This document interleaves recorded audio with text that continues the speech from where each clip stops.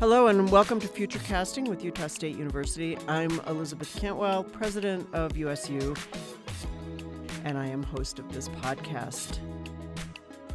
Today I'm talking with Brad Mortensen, who's the president of Weber State University, about a collaborative effort that we're proposing to do together to bolster both research and workforce in the areas of space and defense. Brad's been the president of Weber State since January of 2019. He's the 13th president of Weber State. He's been there since 2004, and he's an amazing colleague and friend for me. So I think this will be fun. And Brad, I think we have lots of opportunities to talk about the ways that we collaborate with one another, but this one is kind of near and dear to my heart, and I know it's near and dear to yours because I come out of the defense sector, and you guys have been working really closely with the Air Force Base for a long time. I thought maybe we would start with how you work with Hill and sort of the, not just the partnership, but the sort of the way that relationship serves Northern Utah. Thanks, President Cantwell. Betsy, it's a pleasure to be on your Future Casting podcast, and look forward to the conversation today and, the conversations we have with each other frequently. And I appreciate you being a great colleague as well and inviting me on. I have to really simplify things because I have not come out of the defense industry like you have, but Weber State has had a long partnership. Here with Hill Field, going back to the days in the 40s and 50s when it was Hill before it became Hill Air Base, doing all types of training, leadership training programs, and more importantly, kind of providing some of the technical workforce for the base. But that has really amped up the last 10 years or so as we've seen Hill grow and become a more important cog in the whole National Defense Network. There was a big effort, folks were afraid that BRAC might bring an end to Hill. And folks fought really hard to keep Hill Air Force Base here, and we're so fortunate that they did because it's truly a tremendous part of our community economically, and here at Weber State, it provides a lot of opportunities and training and programs for our students. But then it's just so important in the whole national defense scheme. It is an incredibly important part of our national defense efforts. There's remarkable work that goes on there. Yeah, so we've it's just been a really kind of natural growth for Weber State to work closely at Hill, particularly on the workforce side. They have insatiable demands for engineers and computer scientists.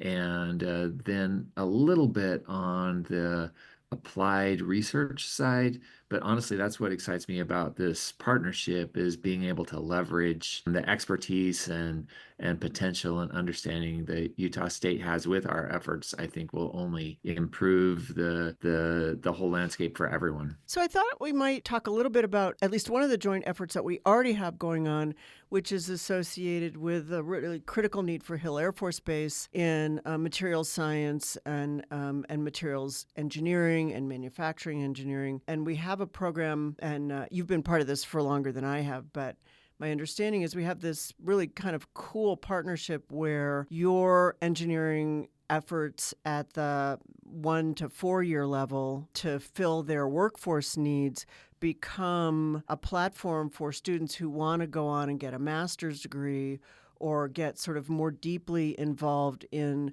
the technology side and the science side of what is going on and with the materials needs, because not all the problems are solved. It's not like we just go build a factory and everything's cool. There's a lot of work to be done in the use case scenarios of things like hypersonic missiles and hypersonic vehicles, as well as all of the unusual environments that we ask our military to operate things in, including deep space, which is where USU has a real set of efforts through Space Dynamics Lab. But I wonder if you could sort of talk about how we decided to do that together and how we kind of crafted that, because I think that'll help us talk about this our proposed Space and Defense Institute, which is kind of a bigger play for how do we really bring a lot of heat and light and money around space and defense to Northern Utah. Yes, so I think it was in the 2021 legislative session where Utah State and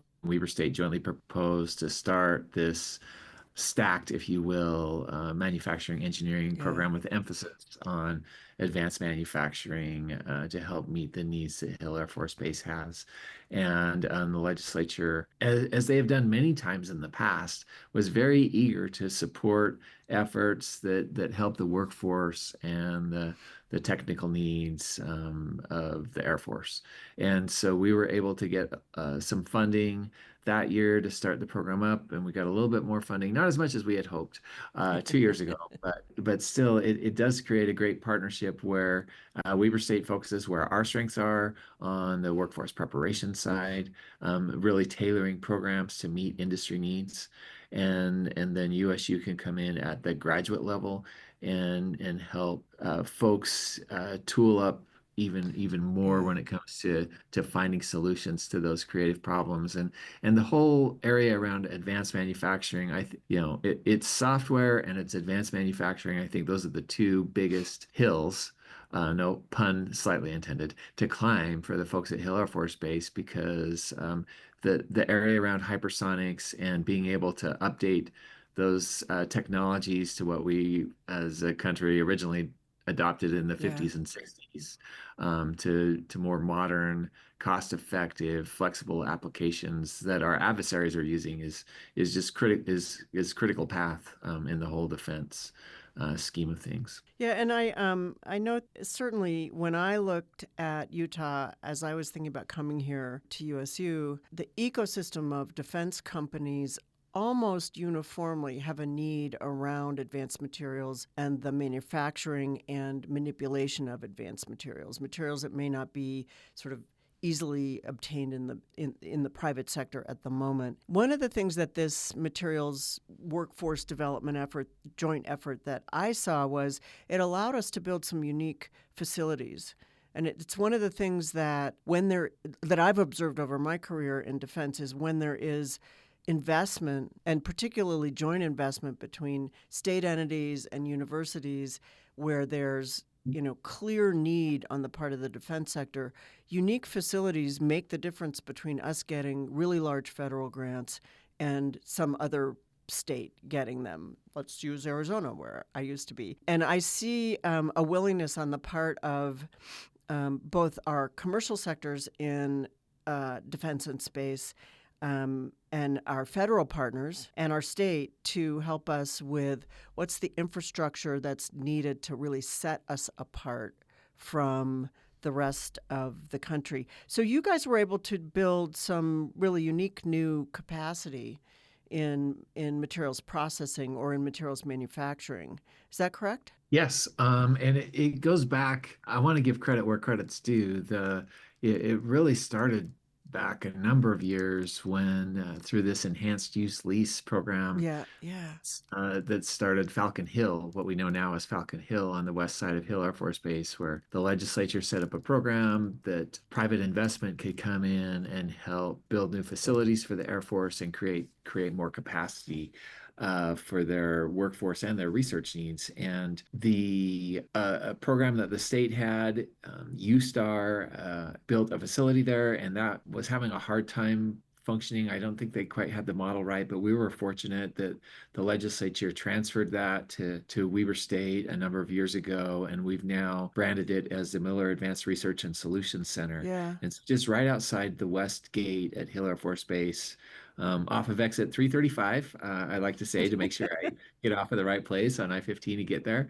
That's given us access to really work closely with the Air Force Research Lab and a lot of the large and small partners. There was a group that was known as UAMI, which has now become part of 47G Aerospace 47G, yeah. Defense. And that is really an industry association around advanced manufacturing that has a bit of a hub there.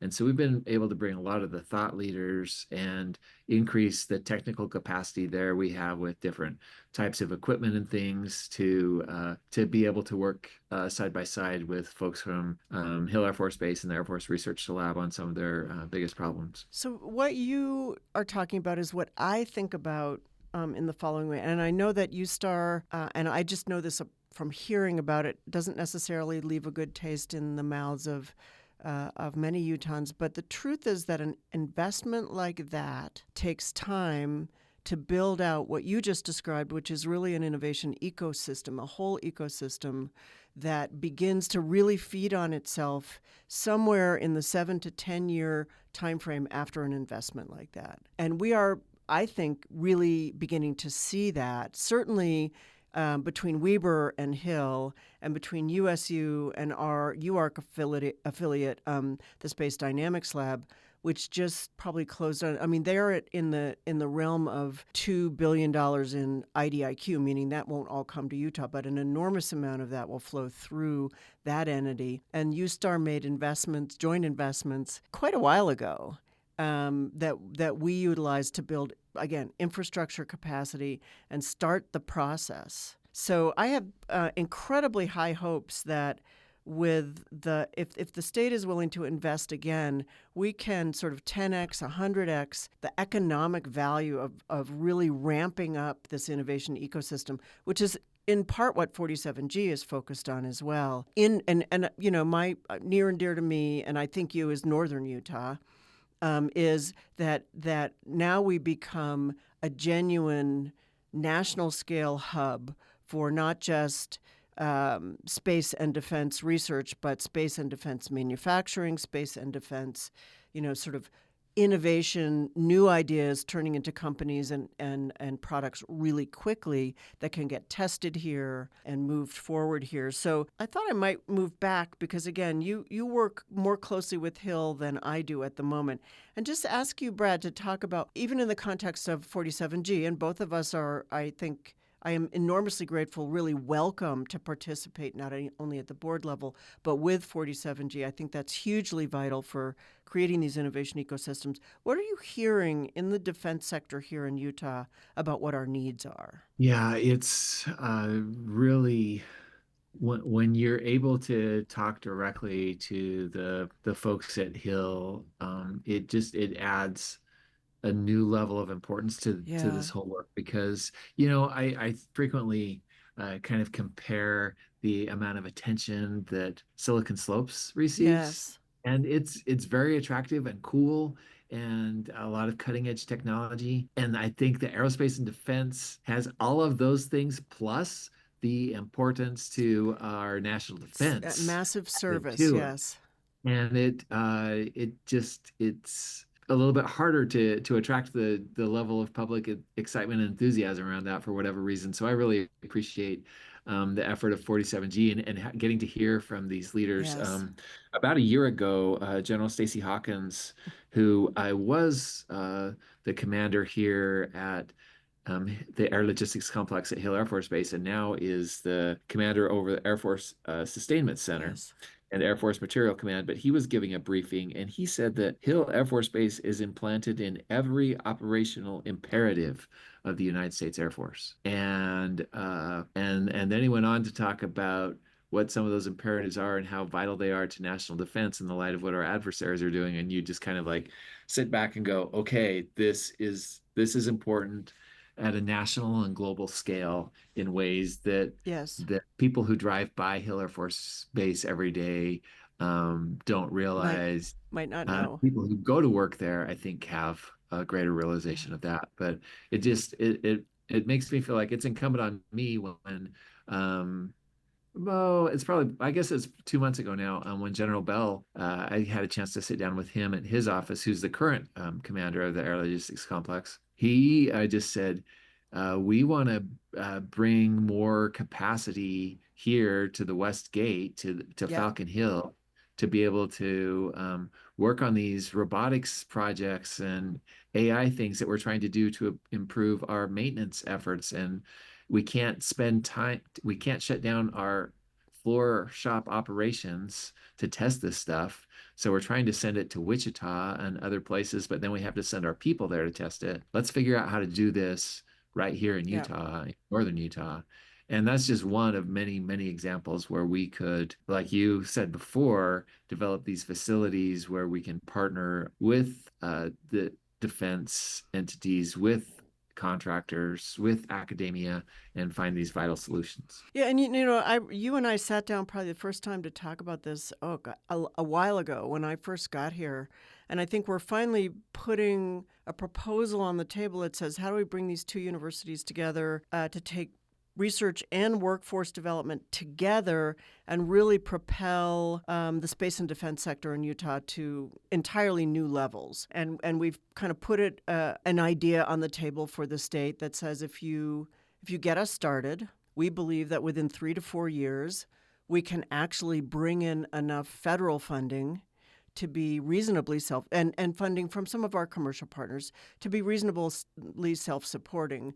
And these institute ideas, at least in my experience, really, especially when you have more than one university involved, they become kind of really vital forcing functions for areas of the economy. So we put this institute concept together, the Space and Defense Research Institute and Workforce Initiative, and we've really proposed to bring, basically student pipelines and federal funding pipelines and unique workforce, not just developing workforce, but there will be a cadre of specialized engineers that train students and are the interface between a Hill Air Force Base need or a Space Dynamics Lab need and the universities, so that we can much more rapidly than we do now channel the resources that we have into solution sets that might be able to harness more innovation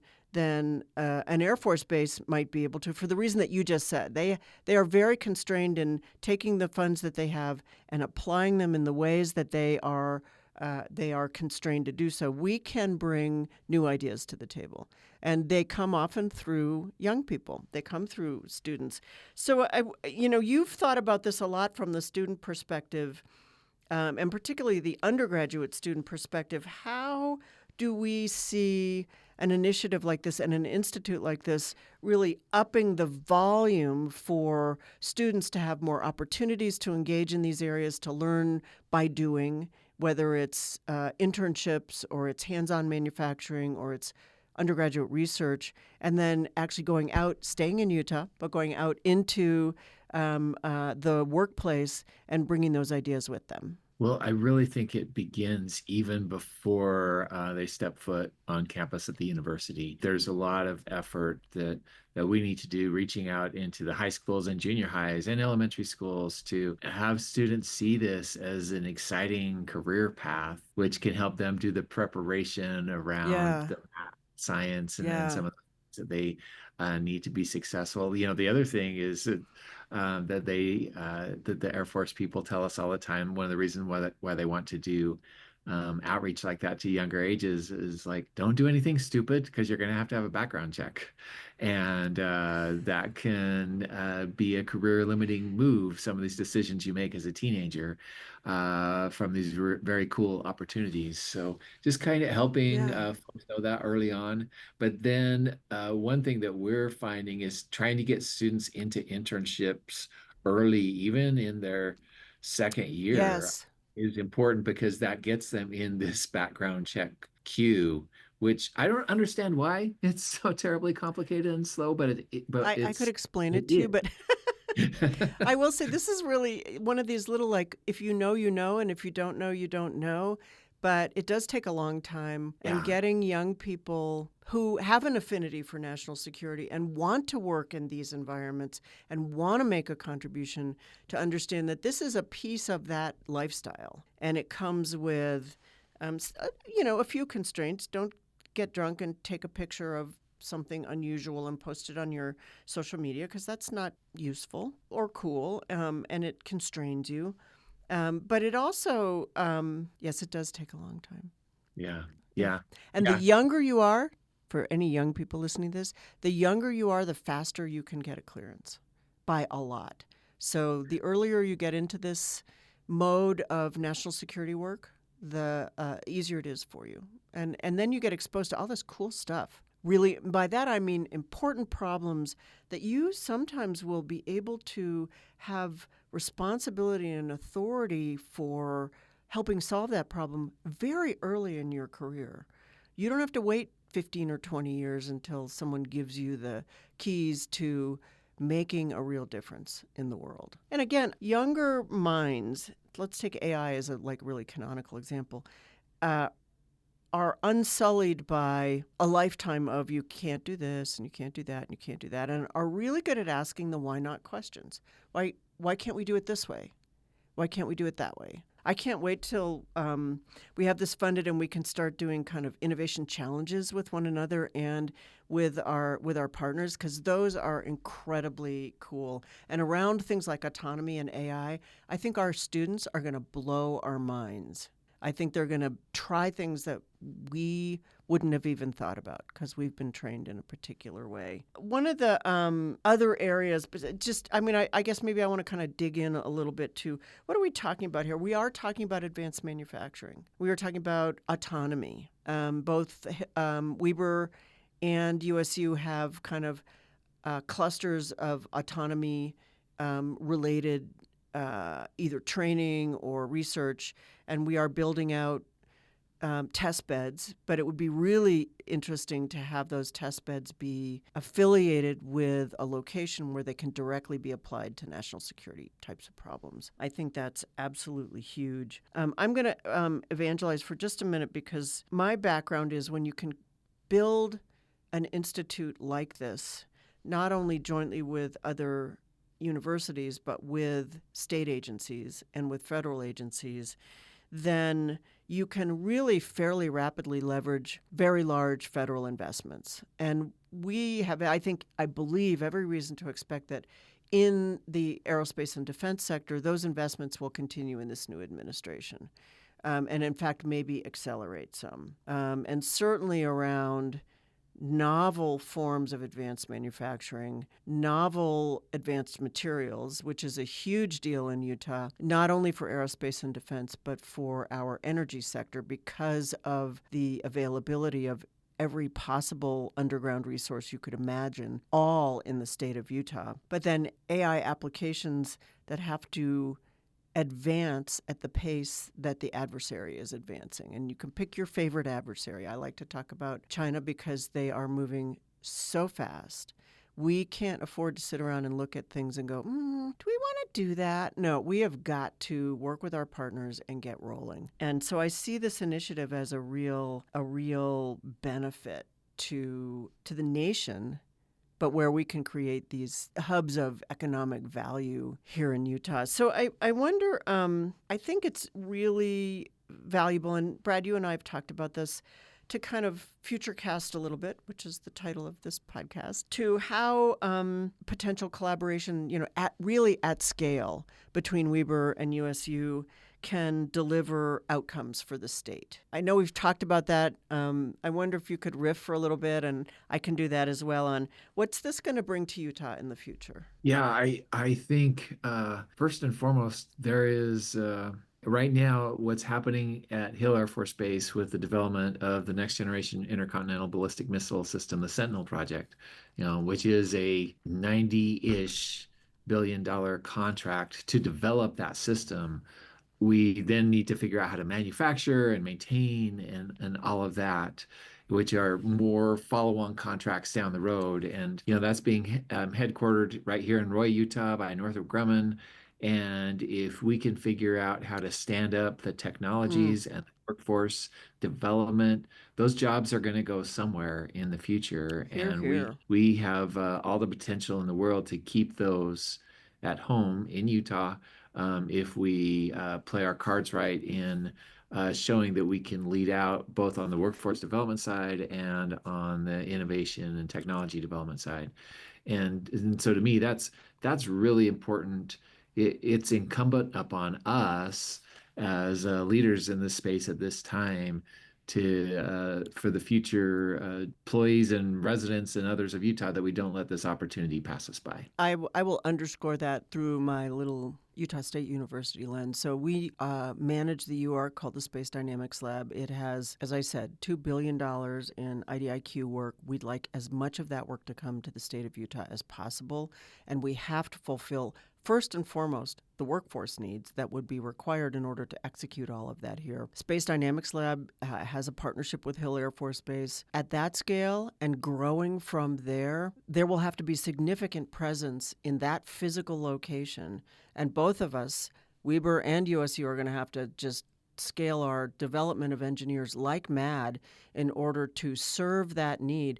But it would be a crying shame if we allowed that work to go to another state because we couldn't service either the workforce need or the innovation needs. To scare people, I always point to Austin, Texas, and the Army Futures Command, which went there, I'm going to say 6 or 7 years ago, and has driven billions, if not trillions of dollars of economic value in the Austin, San Antonio region. We can do that here.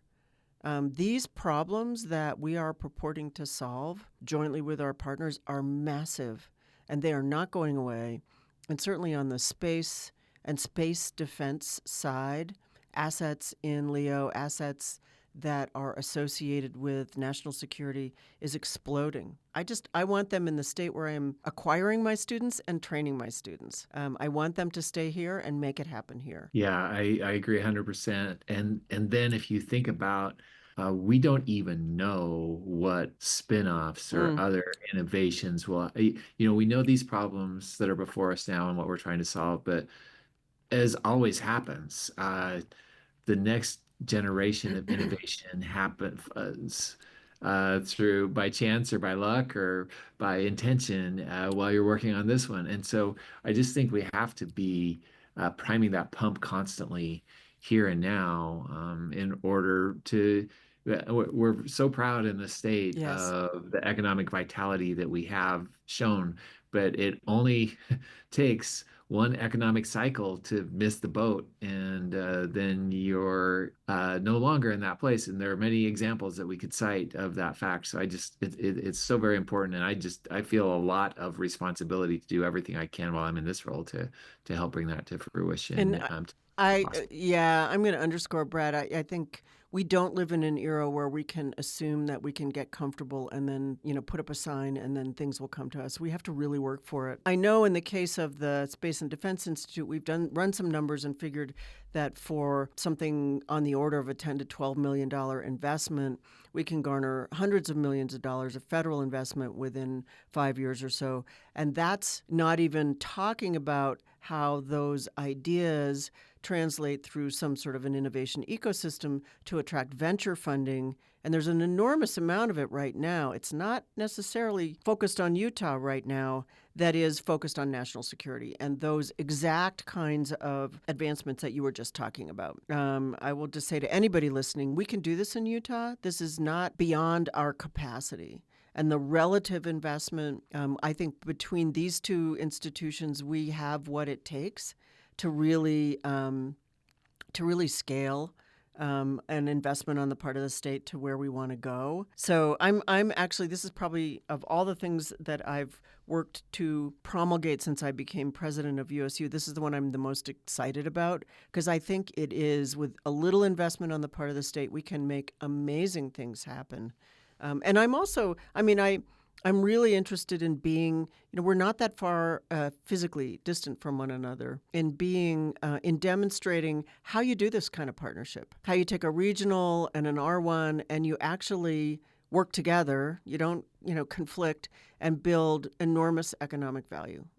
I could evangelize about that all day long. Yes, I agree. I mean, historically, I think there's been a notion that we're competitors, right? And not just in athletics, but in students and for funding and for donors and on so many landscapes. But really, we have so much more to gain by working together and leveraging our strengths Yeah. that will lift up the whole, not just our institutions, and our students and alumni, but the whole communities and the state in which we serve. I just think it's too important to put those to not set aside those other competitive forces that have been in place and to really look at the big picture. Well, let us gladly join together and compete with states around us.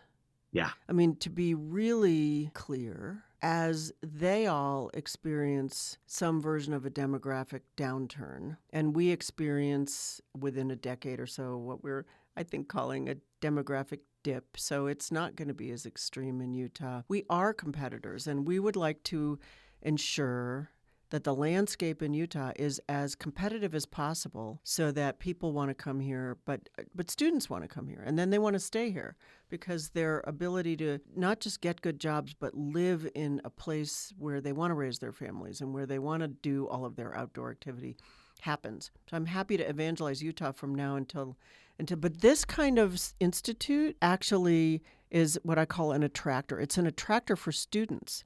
They may not look up on the website for Weber or the website for USU. They're not looking for, oh, do you have a defense institute I can work at? What they will do is see that, and they will see, oh my gosh, look at the scale of internships that those guys are offering. Look at the cool innovation work that they're doing. It is important to me that as people flee California, they come, and I'm not talking about people poor, unbelievably challenged people fleeing a conflagration like what's happening in Los Angeles with regard to fire. I'm talking about young people, 17-year-olds who are looking at where they want to go to college and having discussions with their parents about what's important to them, that we are the place that they go, oh, that looks really cool. I think I'm going to do that. And so in addition to all of the economic value and all of the national security value, making us more competitive is really high on my radar. Right. And there's no reason why we can't exert our competitive juices in that realm rather than with each other. Absolutely correct. So I think we've talked about students, we've talked about industry leadership, we've talked about the remarkable partner that 47G is for us, and the legislature has always listened to us when we want to truly create more economic value through the work that we do with students, through the research work that we do, through the partnerships that we create. I believe this is that. And Brad, I know you share with me the perspective that national security is getting more and more complicated, and we don't want to leave the nation behind. We have an enormous amount, both of us, to bring to the table, and scaling that for us is kind of a passion project that, oh, by the way, also can result in real economic value for certainly for northern Utah and for the state of Utah. So I'm super, super grateful to have a partner like you. And I don't know if you have any last thoughts for our listeners and teaming up in space and defense. I just am also very excited about this. I think there's a huge amount of potential to realize some really important economic benefits at a macro and micro level, but more importantly, just contribute to our national defense solutions by what we're doing here in northern Utah, and so to be able to partner with the great strengths that Utah State has and Weber State, it's exciting to me, and I think it will be exciting to our legislators, and I do, yeah. Or to continuing this conversation. And we know that our partners in the defense sector in Utah and at Space Dynamics Lab and at Hill are champing at the bit to have us scale up our workforce capacity and really deliver that sooner than later.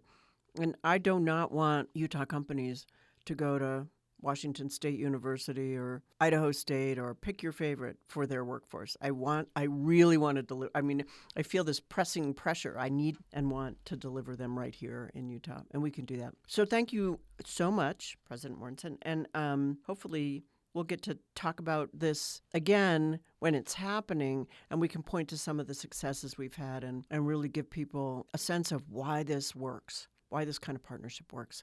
So blessings for coming on Future Casting, which we are doing a bit of, and we'll do it again soon. And I so appreciate you as a partner, so thank you. Yes, thank you very much. And as a closing shot, I can hear the F-35s taking off from my office. Yes, we call that the sound of freedom. Sound of freedom. Yep. Thank you, Brad. Appreciate you. Thank you. Yep. Bye-bye. Thank you for joining us in Future Casting with Utah State. Future Casting is a production of Utah Public Radio and Utah State University, sponsored by the Office of the President. Our producer is Hannah Castro, with help from the Utah State's Marketing and Communications team, and the theme music was produced by Justin Warnick. You can listen to Future Casting at upr.org or wherever you get your podcasts.